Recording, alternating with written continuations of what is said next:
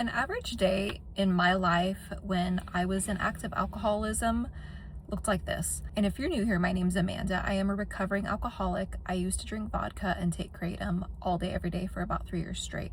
Me waking up, quickly get myself and my son dressed and ready for work and school. I would prep my kratom and put it in a little disgusting container. I would drop my son off, which was not an issue because my son's school at the time was literally like within a rock's throw. It got to the point where he was eventually able to walk to school because it was right up the street. As soon as I dropped him off, before I would even pull out of the parking lot, I would drink my kratom. About 3 minutes up the road, I would stop at the same liquor store every day where the same person was working, and I would purchase 2 half pints of vodka. That was usually what I got. Sometimes if I had other plans or I wanted to do something different, I would get like 10 of the little shooters. If I didn't want to make a trip again, I would get a handle, put that in the trunk of my car along with my 2 half pints. I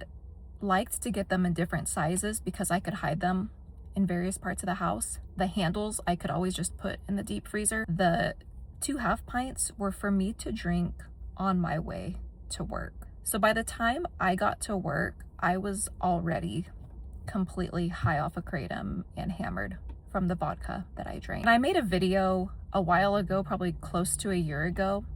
I thought that I was purchasing fifths, but I wasn't. I didn't fucking care what they were called. I would walk in and he would have them ready for me on the counter because he knew that I would be there Monday through Friday every morning. And that was what I drank for breakfast. I would bring a little coffee thermos, and sometimes I would put an energy drink in it. Sometimes I would put apple juice or one of those sparkling ice drinks in it. Sometimes I wouldn't put anything in it but ice. I would just dump as much of those 2 little half pints as I could fit in there, and I would just guzzle it on my way to work.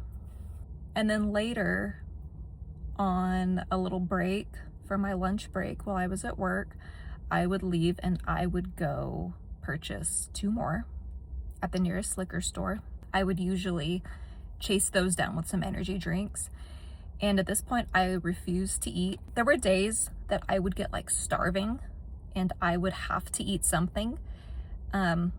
But once I got the feeling of satisfaction, I would feel guilty, I would feel resentful, and then I would go and purge at work. I would get down on my hands and knees in that filthy, disgusting bathroom that had rats, cockroaches, spiders. I did not care. Sometimes I would actually pass out for a few minutes on the toilet, on the bathroom floor. And then when I would regain, the strength to get up and move and act normal again, I would go and continue to drink until I was off. Then on my way home, I would stop and get 2 more. And depending on what I had at home, because I always made sure I had some at home, I always made sure I had some in my car. I'm sure you're saying to yourself, why didn't you just get all of it at one time? I don't know. I'm a creature of habit, and that was just my routine. Another reason that I think is because a lot of times throughout the day, depending on how sick I felt, I would tell myself that this is the last drink, this is the last sip, this is it, I'm not gonna drink anymore today, I'm gonna eat dinner early. Never happened. I could not go without it all day. I was able to drive home and I didn't have to pick up my son. I would have my family member pick him up since we lived so close to the school. I would get home, I would hang out with my son, pretend that I was a completely normal person. And then it was bath time.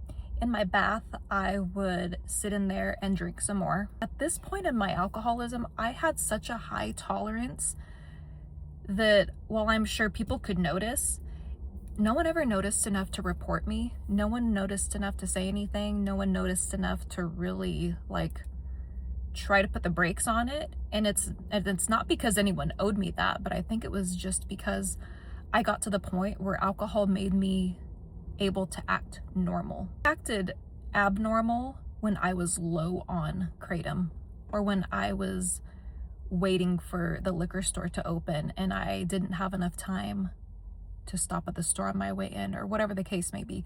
Those were the times that my behavior changed. When I was drinking and showing up drunk, I acted completely normal.